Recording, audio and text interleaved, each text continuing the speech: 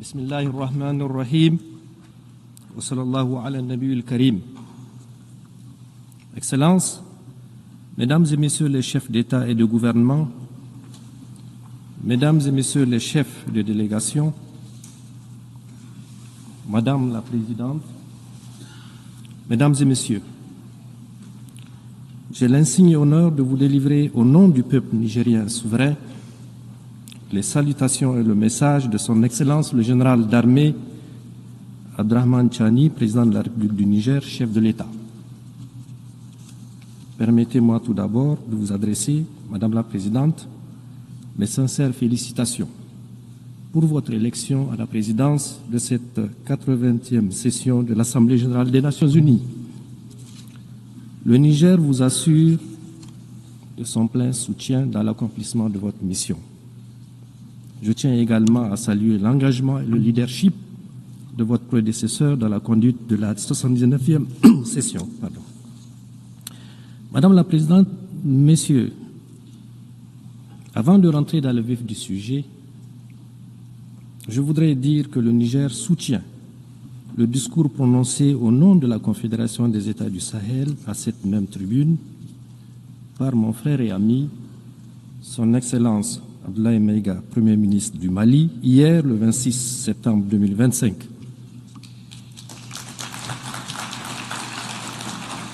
Il a ainsi exprimé avec force les aspirations de notre Confédération et de son peuple au respect de notre souveraineté, à la défense de nos intérêts et à la coopération sincère avec tous les pays épris de paix et de justice. Madame la Présidente, Mesdames et Messieurs, je tiens solennellement à exprimer ici la volonté du peuple nigérien souverain, à travers son gouvernement, à entretenir des relations amicales et de coopération avec tous les gouvernements et des peuples épris de paix et de justice. Cela dans le respect des valeurs et principes définis par la Charte des Nations Unies de notre souveraineté et de nos intérêts. Comment d'ailleurs peut-il en être autrement quand on sait que tout au long de leur histoire, les peuples de l'espace nigérien et du Sahel en général, riches de leur grande diversité sociale et culturelle, ont toujours su puiser dans leurs valeurs ancestrales pour tisser des liens séculaires et coexister harmonieusement entre eux et avec leurs voisins. Parmi ces valeurs qui fondent notre lien social, notre unité et nos aspirations communes, figurent en bonne place le brassage interethnique et la parenté à plaisanterie, le respect de l'altérité, la tolérance religieuse, la solidarité, la paix.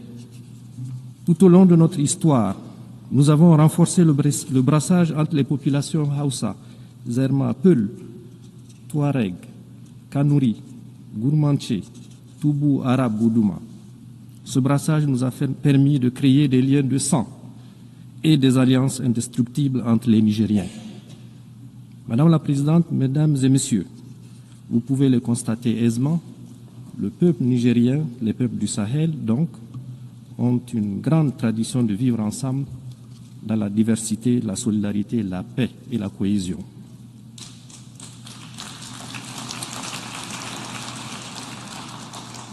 Dans les vastes étendues du Sahel, au climat souvent aride, nos peuples ont très vite compris la nécessité de s'organiser, de créer des liens, de coopérer les uns avec les autres pour vivre en paix et en sécurité dans leur espace partagé. Ces peuples ont compris que se tenir ensemble et être solidaires n'est pas qu'une option pour être plus fort, mais la condition de leur survie. C'est pour ces raisons, c'est pour cette raison précisément, que nous soutenons naturellement toute initiative allant dans le sens de la coopération et de la solidarité internationale pour atteindre nos objectifs communs de paix, de développement et de bien-être pour tous. C'est pour la même raison que nous nous élevons contre toute initiative et toute action qui sape les efforts de la communauté internationale pour assurer la paix et le développement. Fort de ces principes, les peuples nigériens condamne sans réserve le génocide israélien à Gaza et apporte son soutien le plus fort à la création d'un État palestinien souverain. De même que le Niger condamne avec fermeté les agressions israéliennes contre l'Iran et le Qatar et s'insurge contre la banalisation de la violence en République démocratique du Congo, au Soudan et au Sahel, dans l'indifférence totale de la collectivité internationale, voire la complicité de certaines puissances étrangères au continent africain. Madame la Présidente, Mesdames et Messieurs, les acteurs directs intervenant à découvert dans les conflits ne sont pas les seuls responsables de l'insécurité et de l'incertitude que vit le monde aujourd'hui. En effet, le Niger tient à dénoncer également l'inaction de tous ceux qui ont les moyens d'agir en faveur de la vérité et de la paix. Le silence de ceux qui ont la voix porte l'indifférence des égoïstes qui sont prêts à déstabiliser des pays en toute une région pour leurs seuls intérêts. Le manque d'humanisme de ceux qui agissent sournoisement pour semer la mort chez les autres et la bêtise des traîtres à leur patrie et de leur continent. Madame la Présidente, Mesdames et Messieurs, inaction, indifférence et silence complices d'une part et d'autre part, actions sournoises et subversives de déstabilisation, campagnes violentes de désinformation et guerre informationnelle. Telles sont les réalités auxquelles mon pays et la Confédération des États du Sahel, Confédération AES, font face dans notre lutte contre le terrorisme importé et sponsorisé. Le Niger en particulier vit depuis le 26 juillet 2023, date à partir de laquelle le peuple nigérien souverain a décidé de prendre son destin en main. Il faut en effet bien connaître la complexité du drame qui se vit au Sahel, ses enjeux, ses tenants et ses aboutissants, pour comprendre non seulement le jeu des différents acteurs, mais également la détermination de nos peuples et de leur gouvernement à se battre victorieusement pour relever le défi, quel que soit le sacrifice à consentir et le temps que cela prendra. Ceux qui nous attaquent, ils le font pour leurs intérêts. Nous nous défendons pour notre survie et nous défendrons notre territoire et notre peuple. Madame la Présidente, Mesdames et Messieurs, le narratif habituel voudrait que l'on explique la situation au Sahel par la chute du régime du colonel Kadhafi en 2011 et l'effondrement de l'État libyen qui a occasionné le déferlement des groupes armés et le déversement de quantités importantes d'armes dans notre région. D'autres encore évoquent la victoire du peuple algérien sur le terrorisme des années 1990-2000 qui a eu pour conséquence de déplacer le conflit au Sahel par le truchement d'éléments terroristes ayant trouvé refuge dans le Sahel et une partie du Sahara. À cela, il faut ajouter le fait indiscutable qu'au fur et à mesure que les armées des puissances occidentales s'installent dans les pays du Sahel, notamment au Mali, au Niger et au Burkina, pour prétendument les aider à y faire face, l'on a assisté à une extension et à une densification tout aussi progressive du phénomène terroriste dans la région. La corrélation est évidente. Enfin, il est tout aussi admis comme une vérité indiscutable que non seulement les vrais et principaux chefs terroristes ne sont pas originaires de notre espace sahélien, terrorisme importé et à dessein. Madame la Présidente, Mesdames et Messieurs, il s'agit également d'un terrorisme sponsorisé. Il se pose en effet véritablement la question du financement des terroristes, ainsi que la destination de toutes les ressources qu'ils capturent depuis plus d'une décennie. En effet, comment comprendre que des terroristes puissent soutenir dans la durée un tel effort de guerre? En outre, il faut relever l'heureuse coïncidence qui voudrait que la localité de Kidal, au Mali, lieu de repli des terroristes et autres trafiquants, soit libérée par l'armée malienne dans le dernier trimestre de l'année 2023, en même temps que l'armée française quittait le Niger. Du reste, le gouvernement du Niger, à l'instar du gouvernement du Mali et du Burkina, a régulièrement porté à la connaissance de l'opinion internationale des éléments de preuve de l'implication de plusieurs puissances étrangères dans la déstabilisation des pays de l'AES à travers les soutiens qu'ils apportent aux terroristes. Madame la Présidente, Mesdames et Messieurs, du haut de cette tribune, je tiens à dénoncer le soutien assumé et revendiqué par la France au terrorisme au Sahel et au Niger en particulier. En effet, depuis le renvoi de ces troupes du Niger en 2023, comme il l'a annoncé, le gouvernement a mis en place un véritable plan sournois et subversif de déstabilisation de mon pays qui consiste, entre autres, à renseigner, former, financer et équiper les terroristes. À des tentatives malheureuses pour créer les conditions d'un conflit interethnique au Niger et au Sahel, en une campagne de désinformation et intoxication pour discréditer mon pays, ses institutions, ses responsables politiques et son armée, en entretenant et en alimentant une tension politique permanente entre mon pays et certains de ses voisins.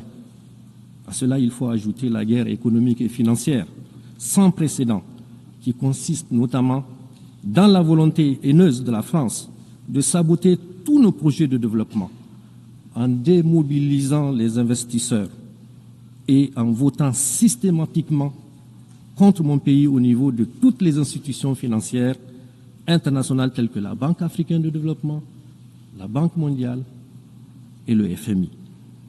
Madame la Présidente, Mesdames et Messieurs, ce qui se passe aujourd'hui dans notre région du Sahel et au Niger en particulier est la résultante de plusieurs facteurs. D'abord, un passif colonial non encore soldé. Il faut le solder, ce passif. Les Nigériens n'ont jamais oublié la violence particulièrement inouïe qui a caractérisé l'occupation coloniale. La tristement célèbre mission Voulé et Chanoine et d'autres expéditions militaires encore se sont distinguées par la mort et la torture à grande échelle qu'elles ont semé à Terra, il y a quelques années seulement, à Djoundjou, Douchi, Koni, Tessawa et à Zender, où un sultan même a été exécuté. Madame la Présidente, Mesdames et Messieurs, du haut de cette auguste tribune, mon pays, le Niger, s'adresse à la conscience du monde pour montrer du doigt cette force hostile qui, depuis le XIXe siècle, ne désarme pas et mène encore de nos jours une guerre totale contre mon pays, comme en témoigne l'assassinat le 27 novembre 2021 à Terra des jeunes manifestants par l'armée française et la menace d'intervention militaire de la CEDEAO instrumentalisée par la France. Il faut appeler les choses par leur nom.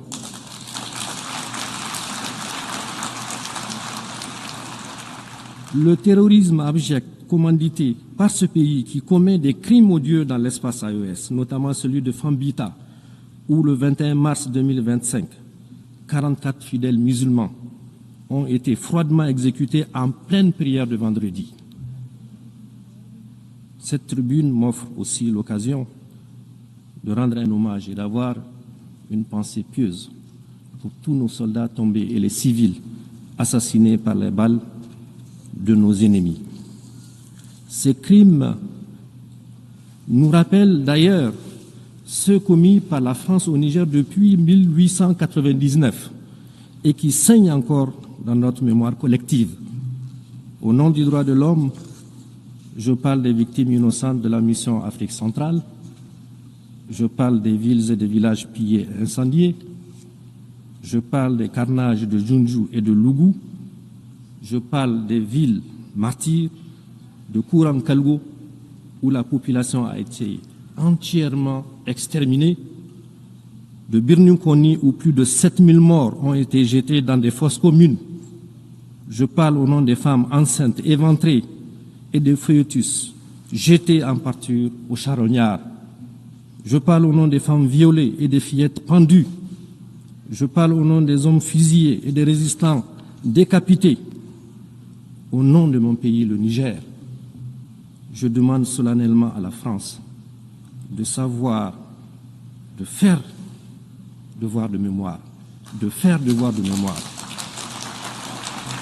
et de reconnaître ces crimes, de reconnaître ces crimes, de reconnaître ces crimes. À ce sujet, d'ailleurs, le général Tchiani a mis en place une commission d'experts, d'universitaires et de scientifiques pour étudier cette période sombre de notre histoire et écrire l'histoire véritable de notre pays afin de rétablir les faits, de rétablir la vérité, nous réapproprier notre histoire et de donner à notre grand peuple toute sa dignité. Ensuite, le pillage de nos ressources au détriment des Nigériens et de l'environnement. En effet, un demi-siècle d'exploitation, l'uranium n'a apporté aux Nigériens que misère, pollution, rébellion, corruption, désolation et aux Français, prospérité et puissance. Vous allez à Arlit aujourd'hui, toutes les nappes phréatiques sont contaminées. C'est inacceptable. Aussi, depuis l'avènement du Conseil national pour la sauvegarde de la patrie et la décision du gouvernement du Niger d'exercer sa souveraineté sur ses ressources, ce gouvernement, en désarroi, cherche à nous entraîner dans des procès interminables pour arrêter l'exploitation et la vente de notre minerai. Madame la Présidente, Mesdames et Messieurs, j'aimerais cependant dire avec force que loin de briser notre élan, l'adversité à laquelle nous faisons face a renforcé notre conviction, notre détermination à combattre jusqu'à la victoire finale, Inch'Allah, les terroristes et leurs sponsors.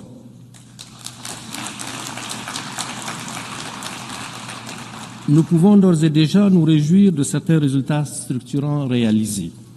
Ce que le peuple nigérien a réussi depuis le 26 juillet 2023, avec la prise de pouvoir par le CNSP, c'est d'inscrire notre pays dans une nouvelle trajectoire qui, cette fois-ci, est porteuse d'espoir. Ce que nous avons réussi, c'est de renvoyer de notre pays, sans haine, ni violence, ni rancune, les forces qui entravaient notre souveraineté et empêchent nos forces de défense et de sécurité de monter en puissance pour accomplir efficacement notre mission. La doctrine des soldats nigériens, des militaires nigériens, on ne devrait recevoir aucun soldat sur notre territoire. C'est une mission qui nous revient à nous.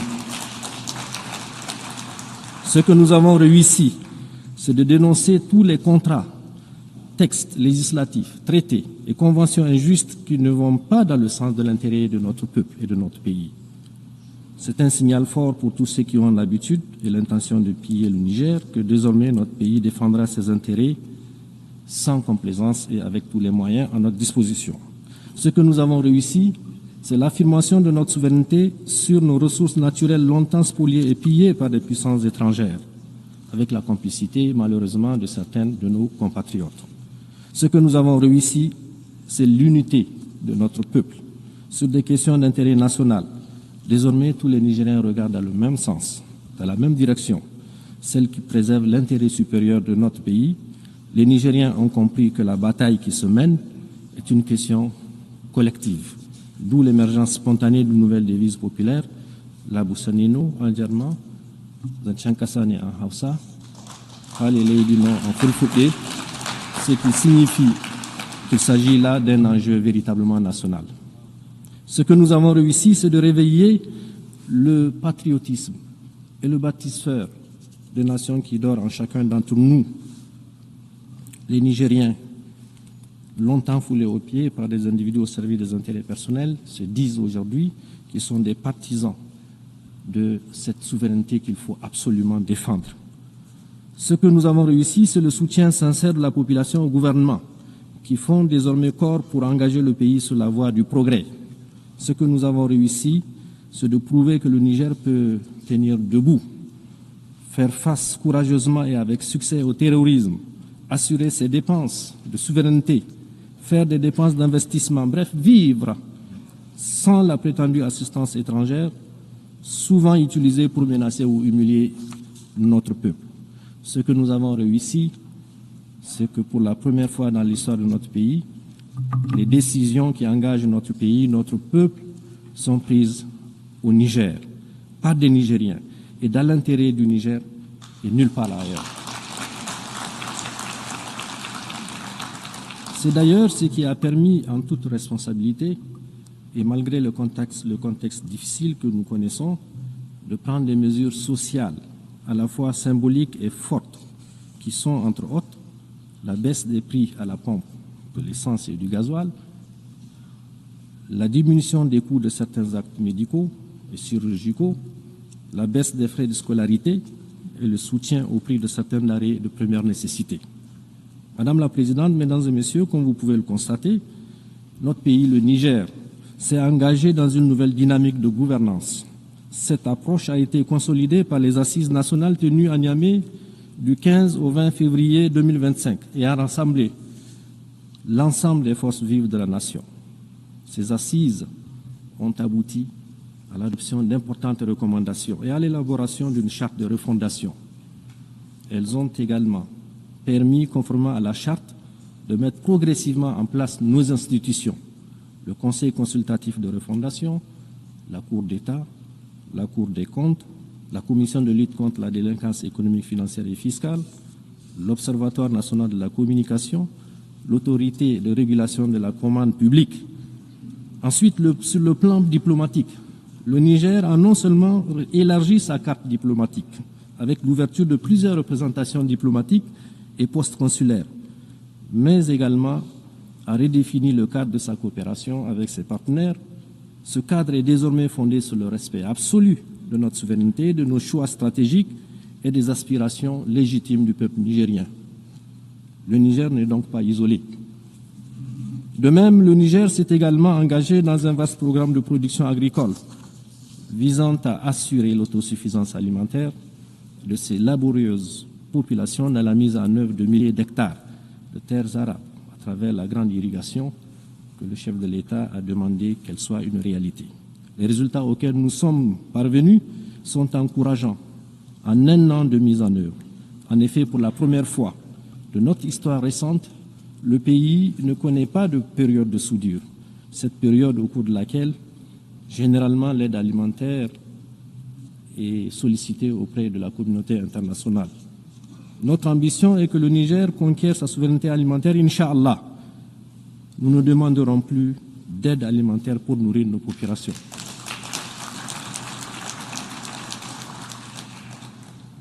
Au plan économique, malgré les sanctions iniques imposées au Niger et le blocus économique et financier, soutenu justement par ce pays, qui est la France, qui tente toujours de mettre en place un mécanisme pour bloquer, nous avons courageusement maintenu le cap des réformes macroéconomiques qui se sont traduites notamment par une inflation sous contrôle à moins 0,1% en fin août 2025 et escomptant une croissance économique en termes réels d'environ 7% sur la période 2025-2028.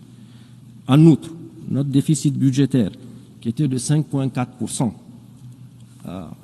du PIB en 2023, sera, Inch'Allah, contenu à 3%. Déjà, on a les résultats à la fin de l'année 2025. Enfin, des efforts considérables sont déployés pour améliorer notre profil d'endettement. Madame la Présidente, Mesdames et Messieurs, relativement à la question des droits de l'homme, le Niger réaffirme son attachement aux instruments juridiques internationaux auxquels il est partie. Toutefois, il dénonce avec force l'approche différenciée et sélective observée dans l'application des principes des droits de l'homme par certains pays dont le seul but est de nuire à l'image de nos États. Aussi, je tiens à annoncer de vive voix que le Niger et l'ensemble des pays de la Confédération AES, profondément attachés au respect de la dignité humaine et à l'épanouissement de leur population, n'acceptent d'aucune façon en la matière de la part de quelques entités que ce soit, qu'on nous impose quoi que ce soit. Face à ces défis sécuritaires, diplomatiques et de développement, le Burkina, le Mali, le Niger ont pris la décision historique de créer une alliance stratégique qui est la Confédération des États du Sahel. Ceux qui m'ont précédé, mes frères du Burkina et du Mali, l'ont déjà dit. Cette alliance nous permettra certainement de mutualiser nos efforts dans le sens de renforcer notre sécurité, de faire en sorte que notre diplomatie qui fonctionne parfaitement bien, de produire des résultats et sur le plan du développement, d'avoir des projets structurants qui puisse répondre aux aspirations et aux besoins de nos populations. Dans ce cadre, comme je l'ai dit, nous coordonnons nos politiques et construisons ensemble notre avenir avec nos propres idées, nos propres moyens et sur des valeurs ancestrales, dans un espace qui sera, Inch'Allah, débarrassé de toute forme de menace.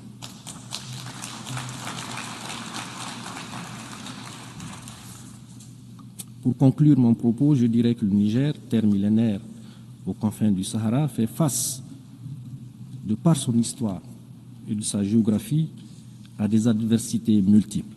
Il faut le dire, les effets du changement climatique, des sécheresses suivies des inondations qui rendent la vie de nos agriculteurs et éleveurs de plus en plus précaire, les défis de nos populations et le maintien d'une grande partie de notre jeunesse dans le besoin, malgré la richesse de notre sous-sol longtemps exploité par des puissances étrangères. Le terrorisme encouragé et financé par les puissances occidentales. Chaque fois que nous dénonçons les accords léoniens qu'ils faisaient signer pour continuer à exploiter nos ressources à leur guise. Ce terrorisme orchestré endeuille nos villes, vide nos campagnes et leurs forces vives. De leurs forces vives et en la terreur et prive nos populations rurales d'écoles et de soins médicaux. Mais le Niger, ensemble avec les deux autres pays, le Burkina et le Mali, sont en train de reconnaître, de renaître. Et la refondation est aujourd'hui en marche, sous l'impulsion de nos trois chefs d'État et par la ferme volonté de son peuple déterminé à prendre en charge son destin. La refondation en cours au Niger n'est pas une rupture avec la communauté internationale, mais l'affirmation solennelle de notre souveraineté, de notre dignité et de notre droit inaliénable à choisir nos partenaires pour le bien-être de nos enfants. Notre priorité absolue demeure donc la sécurité, la lutte contre le terrorisme que nous avons engagé. Nous la faisons pour nous-mêmes, pour notre région, pour la stabilité du monde entier d'ailleurs. Car nous avons compris que nous ne pouvons compter que sur nos propres forces et non sur l'ONU. L'ONU impuissante, gênée par les droits de veto des pays occidentaux. Il faut que l'ONU se réforme. La refondation du Niger passe aussi par le progrès économique à travers une exploitation judicieuse et responsable de nos ressources naturelles immenses et variées. Nous avons décidé que ces richesses profitent davantage à notre peuple. À cet égard, nous avons engagé une gouvernance vertueuse et nous invitons les investisseurs internationaux qui le souhaitent à nous accompagner dans un partenariat gagnant-gagnant. Nous tendons la main à tous les pays du monde qui croient en un partenariat fondé sur le respect mutuel, sur la justice et la solidarité. La refondation, c'est aussi et surtout assurer la sécurité et l'autosuffisance alimentaire dans notre pays. À cet égard, notre gouvernement mise sur l'agroécologie et la grande irrigation. Je le disais plus haut, compter sur nos propres moyens reste le credo du chef de l'État, le général Tchani. Madame la Présidente, nous croyons encore au multilatéralisme comme voie pour relever les défis globaux. Cependant, cette valeur doit être réformée pour être plus exclusive, inclusive et plus juste. L'Afrique doit avoir sa place, la place qui lui revient dans les instances de décision internationales, y compris au Conseil de sécurité. La voix de l'AES doit être entendue lorsqu'on discute de la paix dans le monde. Nous avons notre partition à jouer. Travaillons ensemble à bâtir. Travaillons ensemble à bâtir un monde plus juste, plus équilibré, plus résilient. Un monde où la sécurité n'est pas le privilège de quelques puissances, mais le droit de tous les pays, qu'ils soient grands ou petits. Un monde où la vie de chaque nation compte sans aucune discrimination et où les cris des peuples sont entendus. Mesdames et messieurs, je vous remercie au nom de mon pays, le Niger et de l'AES.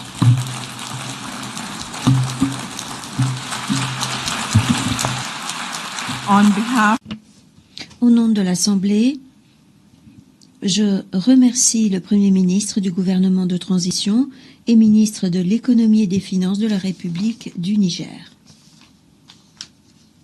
L'Assemblée va maintenant entendre une déclaration de son Excellence, son Excellence Sifandone, Premier ministre de la République démocratique populaire Lao. Je prie le protocole d'accompagner son Excellence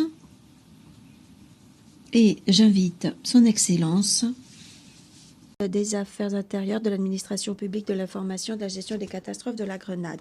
L'Assemblée va maintenant entendre une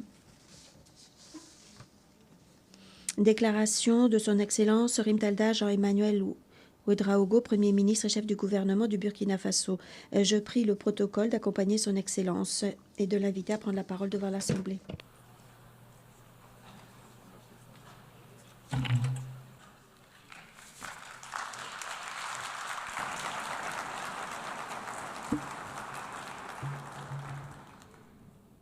Madame la Présidente, Monsieur le Secrétaire général des Nations Unies, Mesdames et Messieurs les chefs de délégation, distingués délégués, Mesdames et Messieurs, j'ai l'insigne honneur et le grand privilège de prendre la parole au nom du camarade président, le capitaine Ibrahim Traoré, président du Faso, chef de l'État, à l'occasion de la présente session, afin d'y porter la voix du peuple digne et intègre du Burkina Faso. Aussi me charge-t-il d'adresser ces fraternelles salutations à tous les citoyens du monde épris de paix et de liberté. Madame la Présidente, je vous adresse au nom du Burkina Faso mes chaleureuses félicitations pour votre élection à la présidence de cette 80e session. Votre élection consacre la confiance de la communauté internationale en votre leadership et votre sens de l'écoute et du dialogue. Vous trouverez auprès du Burkina Faso un partenaire sincère, constructif et engagé. À votre prédécesseur, M. Philémon Yang, j'exprime ma gratitude pour la qualité et la rigueur du travail accompli lors de la 79e session. Madame la Présidente, distingués délégués, Mesdames et Messieurs, le Burkina Faso souscrit pleinement à la déclaration prononcée au nom de la Confédération des États du Sahel par la République sœur du Mali. Ensemble, avec le Niger, nous avons une communauté de buts et d'aspiration dans un espace de renouveau et de rupture.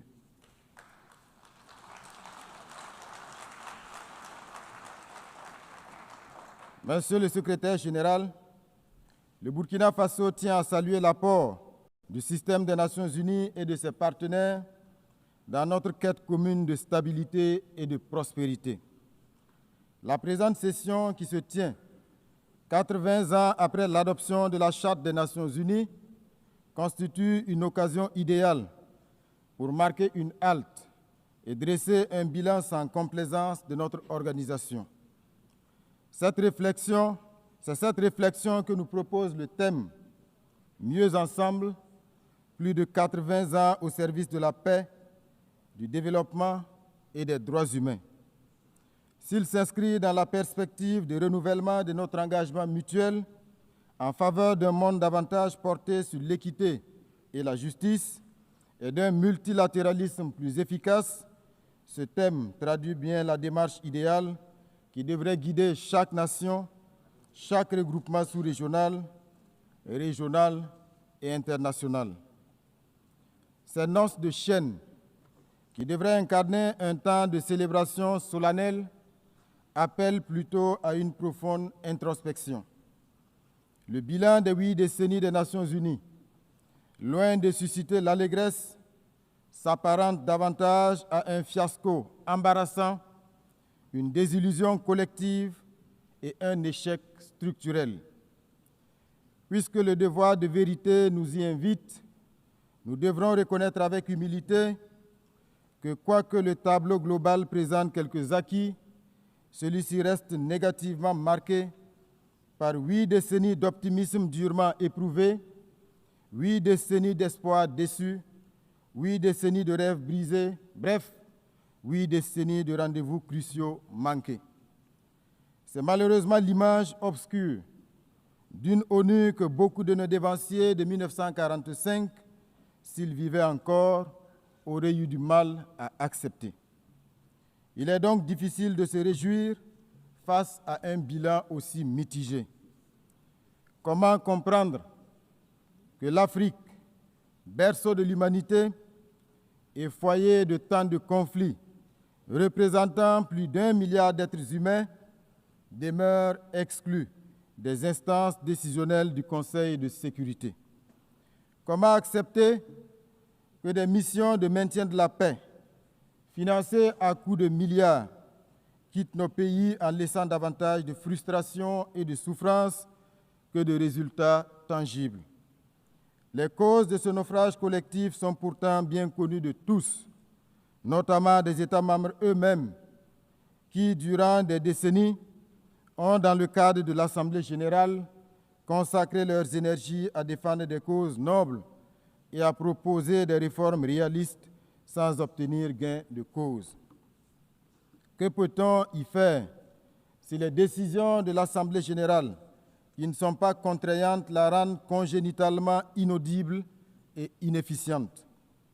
Pouvait-on espérer un meilleur bilan avec un Conseil de sécurité malade de la politisation de ses décisions, impotent du fait de ses incohérences et inefficient en raison de ses divisions permanentes? Pire encore, ce Conseil au rôle aujourd'hui galvaudé se présente lui-même comme un grand fauteur de troubles pour la complicité tacite, sournoise et parfois active de certains de ses membres permanents, eux-mêmes grands acteurs et principaux financiers des crises de notre époque. Voilà ce qu'est devenu notre Conseil de sécurité, une entreprise, il faut le dire, funeste, qui, du fait des visées prédatrices de certains de ses membres permanents, peut, entre autres, décider de quel pays sera à l'ordre du jour du terrorisme international, dans quel autre envoyer des opérations de maintien de la paix, comme pour mieux légitimer son rôle. C'est donc impuissant que nous assistons aux échecs d'initiatives, pourtant judicieuses en raison des rivalités entre États et à des crises non résolues, dont la plus emblématique est le conflit israélo-palestinien qui n'a que trop duré. L'inaction coupable de la communauté internationale face à la défiance de l'autorité des États par des terroristes financés et soutenus par d'autres États s'ajoute à tous ces paradoxes inquiétants.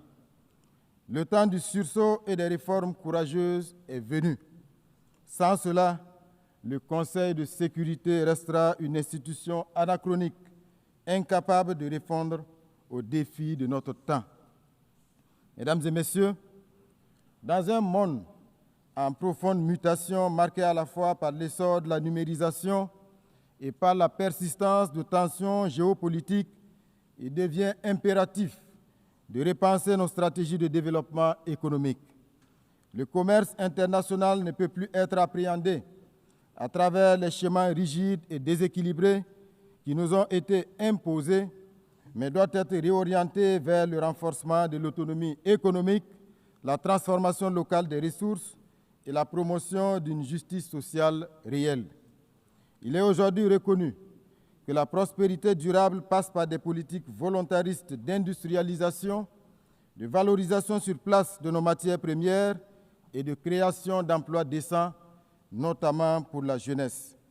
C'est pourquoi il est urgent de répondre avec le cycle, il est urgent de rompre avec le cycle de dépendance aux exportations de produits bruts, un modèle qui accroît la vulnérabilité de nos économies et freine inexorablement notre émergence.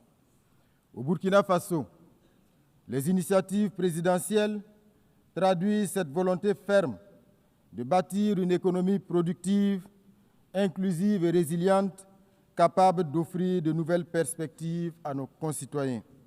C'est dans ce sens que mon pays réaffirme son attachement à l'édification d'un système commercial multilatéral plus juste et plus équitable, fondé sur la solidarité internationale et tirant pleinement parti des avancées scientifiques, technologiques et de l'innovation, véritable levier d'un développement durable et partagé.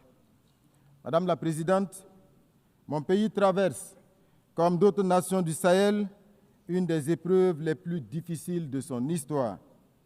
Depuis près d'une décennie, le Burkina Faso est agressé par des terroristes soutenus par des forces obscures. Ces groupes convoitent nos ressources, cherchent à briser notre souveraineté et à imposer la loi du chaos. Mais loin de nous résigner, nous avons fait le choix de la dignité et de la résistance. Sous le leadership du camarade président, le capitaine Ibrahim Traoré, nous avons décidé de prendre notre destin en main, en mobilisant nos forces de défense et de sécurité, appuyés par les volontaires pour la défense de la patrie, véritables héros du quotidien, en instituant le Fonds de soutien patriotique, alimenté par les contributions volontaires de nos citoyens, de notre diaspora et des amis du Burkina Faso à travers le monde. Depuis 2023, ce fonds a déjà collecté plus de 413 milliards de francs CFA, preuve éclatante de l'unité et du sursaut patriotique de notre peuple. En engageant des réformes historiques pour atteindre la souveraineté alimentaire, réhabiliter nos terres, relancer notre production agricole et réduire notre dépendance aux importations. Ces efforts déployés par tout un peuple déterminé portent leurs fruits. Plus de 72% de notre territoire ont été reconquis, des milliers de déplacés internes regagnent leur localité, des écoles rouvrent, des services sociaux reprennent vie. Le Burkina Faso démontre ainsi qu'un peuple uni et debout peut surmonter les épreuves les plus dures. En tout état de cause, le Burkina Faso réaffirme en toute responsabilité que ses priorités ne sont pas négociables et que ses choix sont plus que jamais à respecter. Mesdames et messieurs, nous inscrivons notre action dans le sens des vertus de la solidarité et de l'unité avec la conviction profonde qu'un peuple rassemblé autour d'un idéal commun peut accomplir de grandes choses. Les efforts conjugués de nos concitoyens de l'intérieur comme de la diaspora et leur adhésion enthousiaste à la dynamique impulsée nous confortent dans la justesse des choix que nous avons opérés sous le leadership du camarade président du Faso. L'engouement suscité par le Fonds de soutien patriotique et l'initiative présidentielle Faso-Mebo en est la parfaite illustration. Institué en 2023, en appui au plan d'action pour la stabilisation et le développement, le Fonds de soutien patriotique a pour vocation de mobiliser de manière endogène des ressources nationales supplémentaires afin de renforcer nos capacités de défense et d'investissement stratégique. Ce fonds a suscité une adhésion massive tant à l'intérieur du pays qu'au sein de notre diaspora. Madame la Présidente, la poursuite méthodique de nos réformes nous permet de saluer aujourd'hui des avancées majeures en matière de gouvernance économique, meilleure maîtrise des dépenses publiques, gestion optimisée des ressources humaines de l'État, rationalisation des charges institutionnelles et maintien d'un endettement viable. Ces efforts sont également perceptibles dans la redistribution plus équitable des richesses nationales afin que les ressources abondantes de notre territoire profitent pleinement aux citoyens qui œuvrent à l'essor du pays et non à quelques intérêts extérieurs ou à leur relais interne. Malgré les difficultés inhérentes à la crise sécuritaire et humanitaire, les actions gouvernementales couvrant l'ensemble des secteurs de développement socio-économique enregistrent des succès notables. Mesdames et messieurs, c'est pourquoi nous nous étonnons des postures condescendantes de certaines agences onusiennes qui s'autorisent à s'immiscer dans notre débat national à travers des narratifs biaisés et déconnectés des réalités du terrain. Nous rejetons avec fermeté le rapport intitulé « Les enfants et le conflit armé au Burkina Faso », émaillé de contre-vérités et dont l'intitulé même relève d'une manipulation sémantique. Je voudrais à cette occasion saluer le courage de nos forces combattantes et rendre hommage aux martyrs civils et militaires tombés sur le champ d'honneur pour la défense de notre souveraineté. Madame la Présidente, nous l'avons toujours proclamé, le terrorisme est devenu le prétexte bien trouvé de certains États pour spolier les ressources africaines. Ainsi, nos pays se retrouvent confrontés à des terroristes qui ne sont en réalité que des supplétifs d'armées étrangères prédatrices. Certains États, d'ailleurs, ne se cachent même plus pour revendiquer publiquement le soutien qu'ils apportent à ces criminels. C'est le cas de la France, du régime Macron, dont les médias publics, en plus de la désinformation quotidienne, sont devenus des relais de la communication des criminels, auteurs d'attaques lâches et barbares perpétrées contre de paisibles citoyens. À ce sujet, nous renouvelons notre appel quant à la suite réservée à l'adresse du 20 août 2024 par les États membres de la Confédération des États du Sahel au Conseil de sécurité et qui demeure à ce jour sans réponse. Ce silence persistant ajoute au discrédit de l'institution et laisse planer le doute sur une complaisance implicite. Plus inquiétant encore, certains membres du Conseil de sécurité continuent de piétiner la résolution 1373, pourtant contraignante, qui impose la répression du financement du terrorisme, le renforcement des contrôles frontaliers et une coopération internationale accrue. Au Sahel, nous avons pris acte de cette réalité et avons adapté nos dispositifs sécuritaires à cette donne tout en révisant nos modalités de coopération avec certains pays.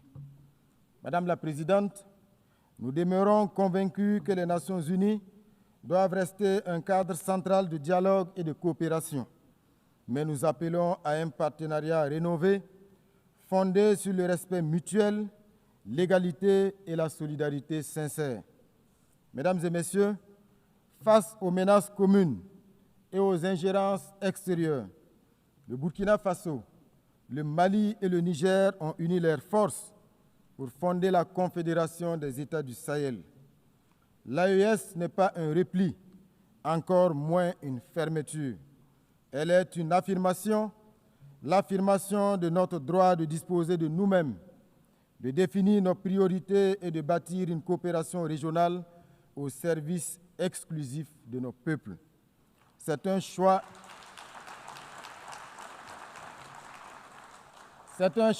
de dignité. C'est le refus d'un système où nos pays servaient trop souvent de terrain de manœuvre pour des agendas extérieurs. C'est la volonté d'être acteur principal de notre histoire et d'écrire nous-mêmes l'avenir de nos enfants.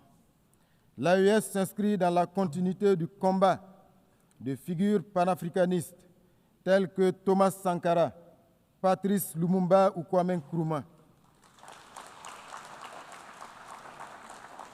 Aujourd'hui, une nouvelle génération de leaders assume ce flambeau avec la ferme conviction inspirée du père de la Révolution d'août 1983 que seule la lutte libère. Madame la Présidente, l'Afrique, depuis 8 décennies, revendique légitimement sa place au Conseil de sécurité. Il est temps de réformer profondément notre organisation.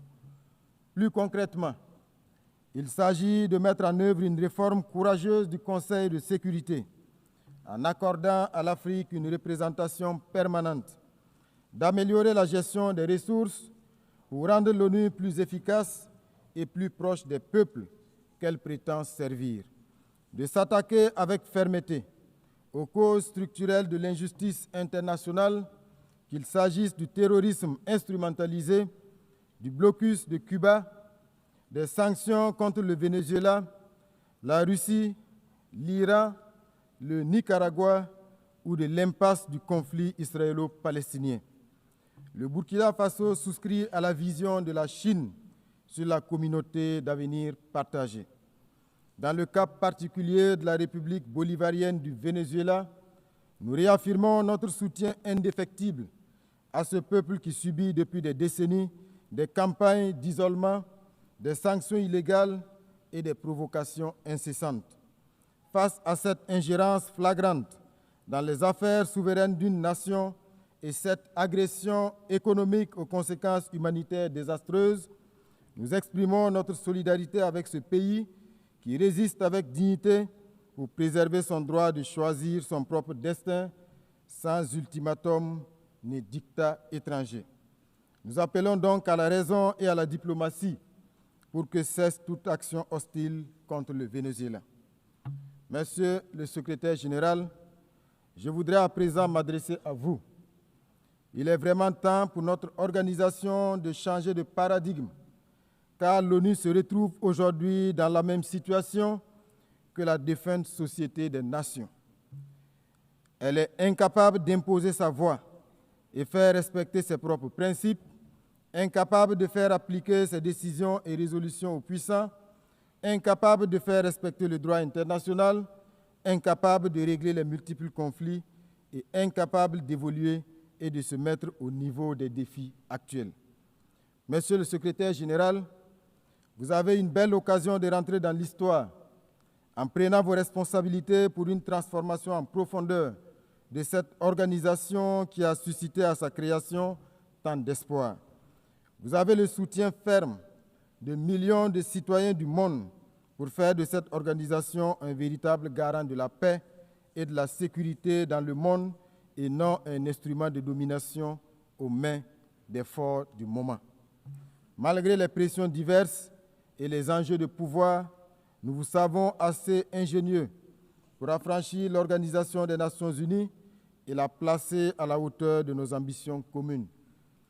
Madame la Présidente, abordant les questions de développement, le Burkina Faso salue la tenue de la 4e conférence internationale sur le financement du développement et forme le vœu que les conclusions de la réunion de Séville puissent contribuer à l'avènement d'une architecture financière plus équitable, respectueuse de la souveraineté des États et soutenant une transformation réelle des pays en développement. Dans la même veine, il demeure impérieux de s'attaquer aux facteurs qui constituent un frein à la pleine réalisation des objectifs de développement durable censés transformer positivement notre monde sous l'égide des Nations Unies. Mesdames et messieurs, 80 ans après la Charte des Nations Unies, notre organisation est loin d'avoir répondu aux espoirs de 1945.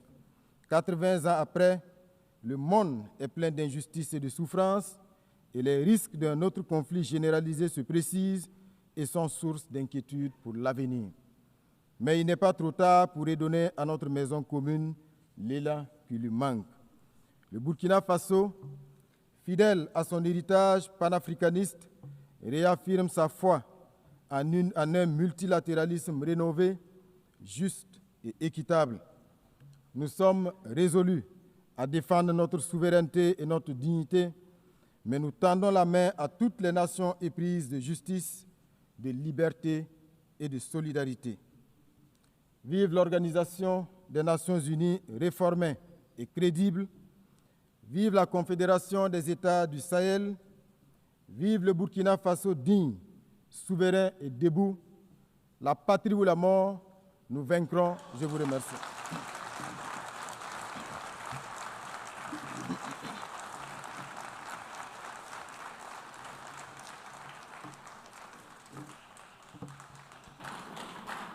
On behalf of the Assembly, Au nom de l'Assemblée, je souhaite remercier le Premier ministre et chef du gouvernement du Burkina Faso.